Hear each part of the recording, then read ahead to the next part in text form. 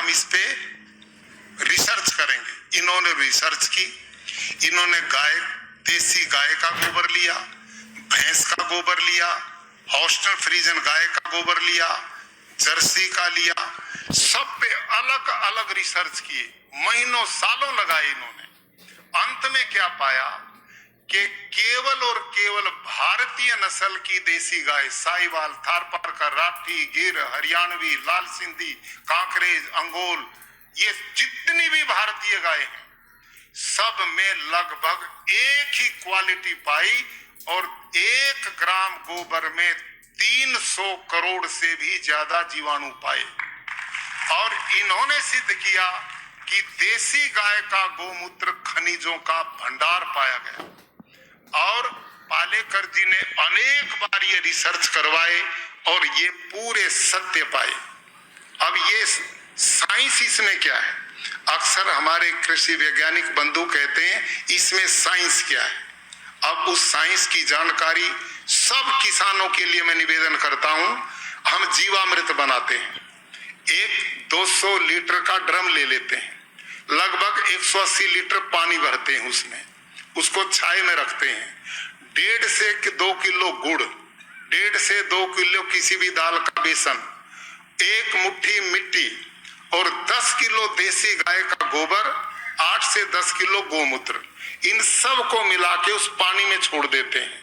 अब आप विचार करिए, जब देसी गाय के 1 ग्राम गोबर में 300 करोड़ से ज्यादा जीवाणु हैं, तो 10 किलो गोबर में कितने जीवाणु होंगे? और इन जीवाणुओं को दाल का बेसन प्रोटीन के रूप में खाने को मिलता तो ये बलवान बनते हैं, और गुड़ मिलता तो मल्टीप्लाई ये बढ़ते हैं। और मिट्टी में जो जीवाणु है उनसे मिलकर इनकी इतनी वृद्धि होती है कि ये हर 20 मिनट में डबल होते हैं, हर 20 मिनट में। और 72 घंटे में ये असंख्य मात्रा में बढ़ते हैं।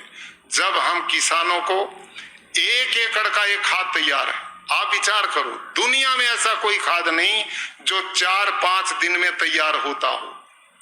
1 एकड़ का 1 दिन के गोबर गोमूत्र से, गाय से 1 एकड़ का खाद तैयार है। जब ये खेत में फैलता है, खेत के जीवाणुओं से मिलता है, तो इसमें जामुन का काम होता है।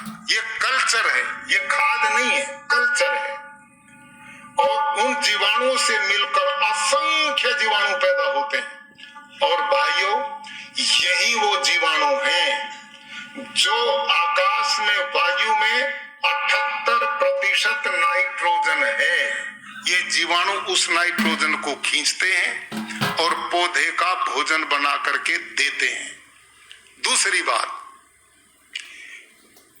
इस प्रक्रिया में आप विचार करो, धरती के अंदर अनेक खनिज हैं, उसमें फास्फोरस है, जिंक है, पोटास है, कॉपर है, ये सब कुछ धरती मां के अंदर विद्यमान है।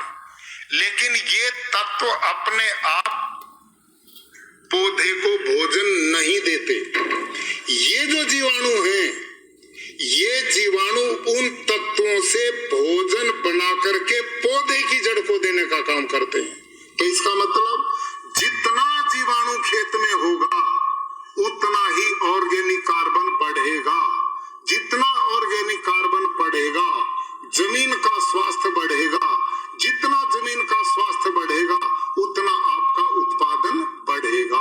सीधा फार्मूला, ये साइंटिफिक है, ये साइंस है, साइंटिस्ट भी इस बात को जानते हैं। दूसरी बात, जब ये जीवामृत, घन जीवामृत जमीन पर जाता है तो केचुआ, अर्थवर्म, हलसिया, जो यूरिया, डीएपी से डरता हुआ धरती में समाधि लिए बैठा है, 10-15 फीट नीचे बैठा हुआ, डरता हुआ, जब उसको ये भोजन उसका मिलता है, इसकी गंध पा करके धरती को फोड़ करके वो ऊपर आता है और अपना काम शुरू कर देता है। भारतीय केचुआ गोबर भी खाता है, मिट्टी भी खाता है, काष्ठ भी खाता है। विदेशी केचुआ जो ऑर्गेनिक में प्रयोग करते हैं वो मिट्टी खाता नहीं, केवल गोबर काष्ठ खाता है। 16 डिग्री नीचे टेम्परेचर में मर जाता, 28 में जिंदा रहता नहीं। भारतीय केचुआ बर्फीली पहाड़ियों में भी काम करता है और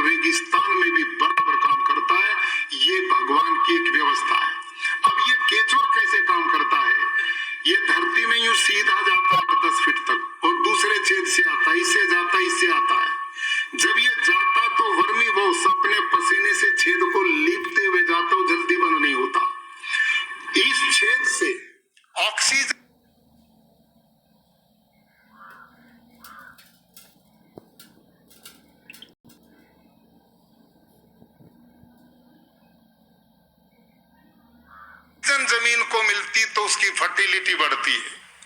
और ये केचुआ नीचे के खनिजों को खा करके मिट्टी के पेट से निकालकर विष्ठा रूप में जो पौधे की जड़ को देता है, उसमें सामान्य धरती से 5 गुना ज्यादा नाइट्रोजन है, 9 गुना ज्यादा उसमें फास्फोरस है और 11 गुना ज्यादा उसमें पोटास है।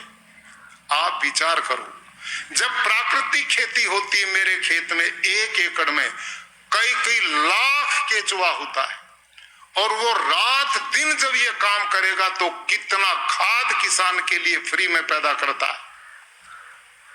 और मजे की बात, जितने छेद बनाता, इतने छेद बनाता, उनकी गिनती नहीं हो सकती।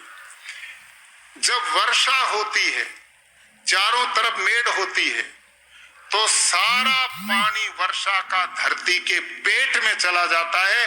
नेचुरल वाटर हार्वेस्टिंग सिस्टम होता है, जिस काम पर हम करोड़ों रुपया खर्च करते हैं, केचुआ फ्री में करता। सारी धरती पर यदि ये खेती होगी तो सारा पानी धरती में जाकर धरती का वाटर लेवल अपने आप बढ़ेगा।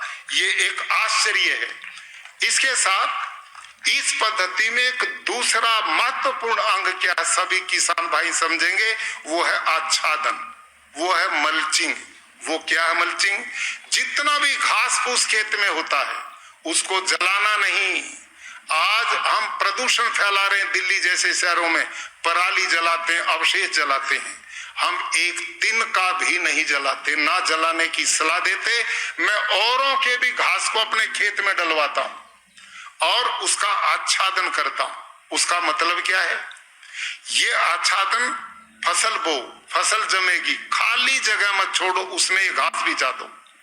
ये घास क्या काम करेगा कि आकाश में जो जलीय तत्व है उनको ये खींचता है और धरती की नमी को सूखने नहीं देता।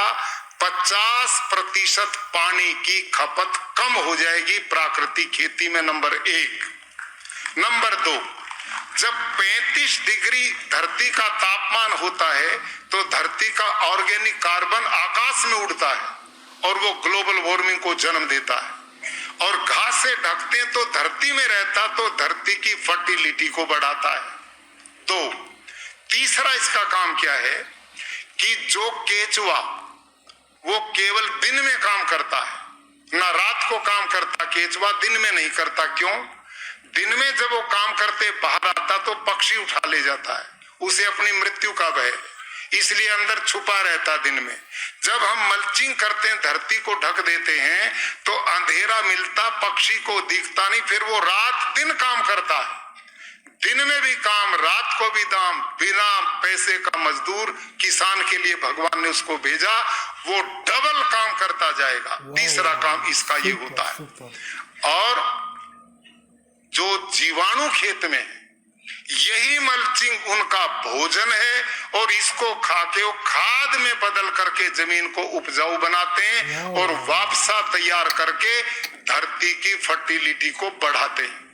मेरे प्यारे किसान भाई और बहनों, मैंने इस पे एक पुस्तक भी लिखी है, वो नीति आयोग की वेबसाइट पर उपलब्ध है और राजभवन गुजरात की वेबसाइट पर उपलब्ध है और वो निःशुल्क उपलब्ध है। आप कभी भी पूरा विस्तार में उसमें देख सकते हैं। समय अभाव में बहुत लंबी आज मैं चर्चा नहीं कर पाऊंगा, लेकिन अंत में मैं निवेदन करता हूं कि जब आदरणीय प्रधानमंत्री जी ने, राष्ट्रपति जी ने मेरे को जिम्मेदारी सौंपी हिमाचल प्रदेश में, और मैं जो खेती का अनुभव लेकर के गया, मैंने हिमाचल में देखा सेब पर 15-16 छिड़काव हो रहे हैं, जिसको स्वास्थ्य के लिए खाते हैं वो जहर हो रहा था। मैं लोगों के खेतों में चला जाता था, किसानों को इकट्ठे करता था और ये अभियान मैंने शुरू किया। मैंने 2 साल में वहां सरकार का सहयोग लेकर के 50,000 किसानों को प्राकृतिक खेती से जोड़ दिया। और उस टीम में डॉक्टर राजेश्वर चंदेल, श्री राकेश कंवर IAS अधिकारी हैं। जब मैं भाषण दे रहा था तो वो दोनों खड़े हो गए कि जी इस मिशन को हम पूरा इस प्रदेश में करेंगे। डॉक्टर राजेश्वर चंदेल आए क्या? आप हैं, आप साइंटिस्ट हैं, एग्रीकल्चर यूनिवर्सिटी नौनी के वर्तमान में साइंटिस्ट हैं और ये वो साइंटिस्ट हैं जिन्होंने मेरे आने के बाद उस परंपरा को बंद नहीं होने दिया और पूरी टीम जोड़ करके आज 1.5 लाख से ज्यादा किसान बागवान इस समय हिमाचल प्रदेश में प्राकृतिक खेती को कर रहे हैं और वो तेजी से बढ़ रहे हैं। उनकी आय बढ़ गई है, उनकी पानी की खपत कम हो गई है, उनके बेचारों के शरीर खराब हो गए थे छिड़काव से, आज वो खुशियां मना रहे हैं।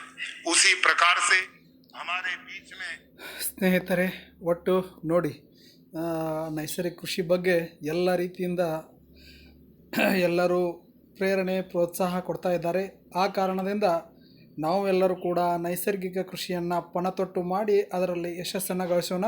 ಸ್ವಚ್ಛ ಭಾರತ, ಸೃಜನ ಭಾರತ, ಆತ್ಮನಿರ್ಭರ ಭಾರತವನ್ನು ಕಟ್ಟಲು ನಾವು ಎಲ್ಲರೂ ಜೊತೆಗೂಡೋಣ. ಧನ್ಯವಾದಗಳು. ನಿಮ್ಮ ಶಿವಣ್ಣ.